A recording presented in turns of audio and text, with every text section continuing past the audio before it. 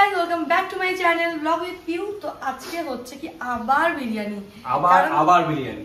কারণ জানো আমাদের সবকিছুতেই বিরিয়ানি। তো আজকে আমার শরীর খারাপ, সেই মূল্যে আমাদের ঘরে রোহিত এসেছে প্রথমবার বিরিয়ানি খায়, তার মতো কোনোদিন দেখেনি। ওই যে না শরীর খারাপ তাই বিরিয়ানি দেখি মানে খাইনি, আমাদের ঘরে খায় আবার এই সব খায় না তো, ডায়েটে আছে এইটুখানি খাবার খায় ও, বাদ দাও। কিন্তু ও আজকে শরীর খারাপ, আমি বললাম ডাল আলু ভাতে হয়ে যেত, কি কিন্তু না ও খাবে বিরিয়ানি। তো বিরিয়ানিটা নিজেকে করতে হবে যেহেতু আমার শরীরটা খারাপ। তারপরেও 101টা কথা শুনলো বিরিয়ানি বললি চিকেন কষা দেয় এরকম হয়েছে।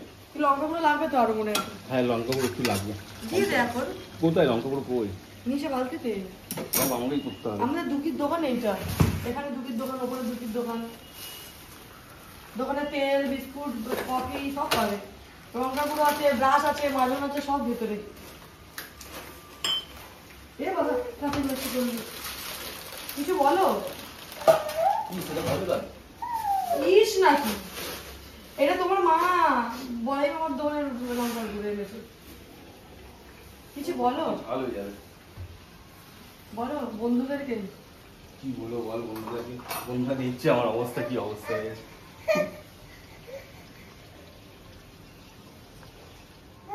ওই দে টাইগার। ও বাবা তুমি ভিডিও করবে? ওকে ভিডিও ক্যামেরাতে আনতে হবে ওকে। না আমি যখন ভিডিওতে বলি না যে বাবু পটি করেছে চাদর, আমি সকালবেলা আমার এত শরীর খারাপ থাকা সত্ত্বেও উঠে চাদর ঝেড়ে ঘর পরিষ্কার করেছি। এই ছেলেটা আবার পটি করে খাট নোংরা করেছে। কি হয়েছে কি হয়েছে? হ্যাঁ আমি যখন কমপ্লেন করছি ও কমপ্লেন করছে, তো ওই জন্য আমাকে আবার চাদর চেঞ্জ করতে হলো। আর তোর কমপ্লেনটা কিসের? আমার কমপ্লেন বলবো, এত শরীর খারাপের পরেও আমি কাজ করেও আমাকে শুনতে হয় আমি তো রান্না করে দিলাম, তা আমি কি বসে আছি? যেমন ঘর পরিষ্কার করলাম, বাসন মাজলাম, চাদর পাল্টালাম দুবার, তারপরে কাপড়গুলো গিয়ে কাচলাম, 2 দিন ধরে বেজানো ছিল, তাহলে আমি কি কাজ করি না? আমি কি বসে আছি? আমি কি বেকার? না তুই সারাদিন খুব কাজ করিস, অনেক কাজ করিস। এবার বিরিয়ানি হয়ে যাবে, খেয়ে দিয়ে চট করে শুয়ে পড়বি। হ্যাঁ আমি খেয়ে কিন্তু শরীরটা কিন্তু খারাপ, আমি বলে দিচ্ছি।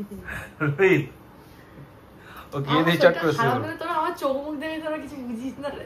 শালা খেয়ে কি হাতি হয়ে যাচ্ছে আর বলছে চোখ মুখ দেখে কিছু বুঝিস না। যারা মোটা তাদের কি শরীর খারাপ হতে পারে না? মোটারা কমেন্টস করে বলো তো তোমাদের কি শরীর খারাপ হয় না? বেশি যবে থেকে মিশর কাপড় আছে তবে থেকে কাজ হবে। তোমার শাশুড়ি তোমার 2-3টে শাড়ি দিল। মা আমাকে বলছে সব শাড়ি নিয়ে যা, সব শাড়ি নিয়ে যা, পরে পরে ফটো তোল, আমি পরে দিয়ে যাবি, তাহলে দিতে হবে না, রেখে দেন যে আমার আর্মিতে জায়গা নেই। হ্যাঁ তো আমার তো সব শাড়ি ওইখানেই ওই ঘরেই পড়ে আছে, এই ঘরে ঘুরে ঘুরে 4-5টা, সেগুলো এতবার পরেছি আমার টাকাতে ইচ্ছা করে না শাড়ির দিকে। চল এবার বিরিয়ানিটা প্রসেসটা কর, খাবো। 2:30 বেজে গেছে, 2:30 বাজছে। চলো দেখি পিউ এবার কি হয়, আবার বিরিয়ানি বানায়। আমি তো ভাবছি পিউকে একটা নতুন করে বিরিয়ানির দোকান খুলে দেবো। অনেকে খুলছে, অনেকে খুলছে বিরিয়ানির দোকান। না আমরা ব্যবসার প্ল্যান করছি, এমনি করে আছে। আমি যদি আমরা দেখাতে পারতাম যে আমরা যখন ভিডিও করি বাবু ব্যাক মানে পেছন দিয়ে কি করে ক্যামেরার মধ্যে, ভালো হতো। তো আমি এক্ষুনি সবাই বললাম না যে আমার কাজ বাড়িয়ে দিয়েছে বাবু, পটি করে যে চাদর চেঞ্জ করতে হয়েছে, সবাই চাদরটা চেঞ্জ করে বাইরে এসেছি, হাঁড়িটা নিয়েছি যে বিরিয়ানিটা ভাবে বসাবো। পিউকে একটা বিরিয়ানির দোকান খুলে দেবো। তো পিউর এত মনে লোকের জন্য কষ্ট, তো লাস্টেও বিরিয়ানির দামই কমিয়ে দিল। না বলছি 100 টাকা করে লোক বিরিয়ানি দিচ্ছে, আমি 60 টাকা করে দেবো। চিকেন বিরিয়ানি 60 টাকা। কারণও আছে, কেন দেখো ঘরে সবার ঘরে 4-5টা করে মানুষ, 1-2 না, খেতে ইচ্ছা করলেও ওভাবে এতগুলো লোক, সত্যি কথা তো ওই 400-500 টাকা দিয়ে আমি ঘরে মাংস এনে সত্যি আরামে খাবো। কিন্তু মাঝে মাঝে যখন খেতে ইচ্ছা করে তখন ভাবতে যাতে না হয়, ওই জন্য আমি যদি কোনোদিন খাবার দোকান করি একটু কম প্রাইস দেওয়ার চেষ্টা করবো, বুঝলে? মানে এই নয় যে আমার লস করে সেটাও নয়, আমি আমার লাভেই রাখবো, কিন্তু হয়তো কিছুটা লাভ রাখবো, কম লাগবে। দুধটা কাটা হয়নি না, দুধটা লাগতো, তাহলে কিছু দিতে আমি কি ভুলে যাচ্ছি? জানি না। ভাতে নুন দিয়েছিলে? না ভাতে নুন তো আমি জানি নাকি। ছাড় না, খাওয়ার তো আমরা নুন দিব না, অসুবিধা নেই। আমরা তো খুব ভালো ম্যানেজ করতে পারি না সব কিছু।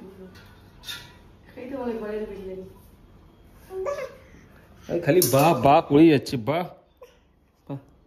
বাহ। এ বাবা ওনা কি হয়েছে? আমার স্মৃতিশক্তি খারাপ। ই বাবা কি হয়েছে? আমি ভুলে গেছিলাম বাবু খাওয়া করতে। বিরিয়ানি হয়ে গেছে রেডি, আর পিউ এখন বিরিয়ানি বাড়ছে আমাদের জন্য। আমি করছি পিউকে অপমান। না অপমান কোথায় করছি, আমি তোকে হেল্প করেছি বল পিউ, আমি তোকে অপমান করলাম? হ্যাঁ তুই হেল্প করার পরে তুই যদি বলিস আমি তোকে অপমান করি তাহলে আর কিছু করার বলছি তো ভাত লাগছে, মাংস লাগছে, এই লাগছে ওই লাগছে করছিস। শোন না একটা কথা বলবো? বল। শুকনো শুকনো লাগছে বিরিয়ানিটা। তো কি বলতে চাইছিস, তাহলে মধ্যে জল ঢেলে দেবো? তুই গ্রেভিটা ঠিক করিস নি, বেশি করে করতে হতো না? একটু জল ঢেলে দিই তাহলে ভিজে যাবে বিরিয়ানিটা। বেশি ইয়ার্কি মেরো না। কেন? ভালো লাগছে না। কত সুন্দর লাগছে বিরিয়ানিটা, ঠিকই আছে। না তুই মেন কথা কি বলতো, আজকে মন দিয়ে করিস না। আমি বিরিয়ানিটা বানাইনি তো মন আমার লাগবে না। বিরিয়ানিটা বানিয়েছিস তো তুই। আমি তো চিকেনটা কষা করেছিস আর ভাতটা বানিয়েছি। হ্যাঁ আর আমি কি করেছি বল? কিন্তু তারপর লাস্টের প্রসেসটা তুই করবি, ওটাই তো মেন। মেরি গো এই চালা পাখা চালা তো, ঠান্ডা জল দে। তুই ঘি দিয়েছিস? ইয়েস, ঝর্ণা ঘি হাফ করে দিয়েছিলে। কি ভাবছিস রে? তুই তো ঘিতে ঝরে ঝরে পড়েনি। এখন না ঝরার মতো মেয়ে হয়নি, কারণ শরীরটা খারাপ তো, আর ঝরাতে পারছি না আমি, সরি। The next day. তো কালকে আমরা পুরো একটা দিন একটা ব্লগ কভার করতে পারিনি, তো কালকে থেকে মানে বলে না 2000 ইয়ার লেটার এরকম। তো আজকে ব্লগটা আবার স্টার্ট করছি। তো ঘুম থেকে উঠেছি 10টার সময়, 10টার সময় তো পাক্কা উঠে এখন বাজে 12টা। তার মধ্যে কিছু না, শুধু স্নান করেছি, ঘরটা ঝাঁট দিয়েছি, এর মধ্যে কিচ্ছু করেছি। বাবুকে স্নান করিয়েছি, জানি না যতই তাড়াতাড়ি উঠি কেন জানি না খেতে খেতে তো 3টে বাজবেই, রান্না বসতে বসতে 1টা 1:30, আর আমাদের নিজের ফেসবুক ইউটিউব কাজ করতে করতে বেজে যায় 1টা। তো এখন খাচ্ছি জলখাবার, যেহেতু দেরি হয়ে গেছে। সোমনাথ নিয়েছে পরোটা ঘুরি, এখন খাবো, তারপরে যাবো ফটো তুলতে। মামাম জোরে কি জোরে টিভি চালিয়ে দিয়েছে। আর সোমনাথ বাসন মাজছিল এক্ষুনি না? আমি বাসন মাজছি। হ্যাঁ বাসন মেজে আমি একটু ভালো দুধ গরম করে দুধটাকে নিয়ে ফেলে দিয়েছে, দিয়ে আবার ওটাকে মেজে টুকুছে, এর মধ্যে চা আওয়াজ হয়ে গেছে। কেমন বানিয়েছি বল? কেমন লাগবে?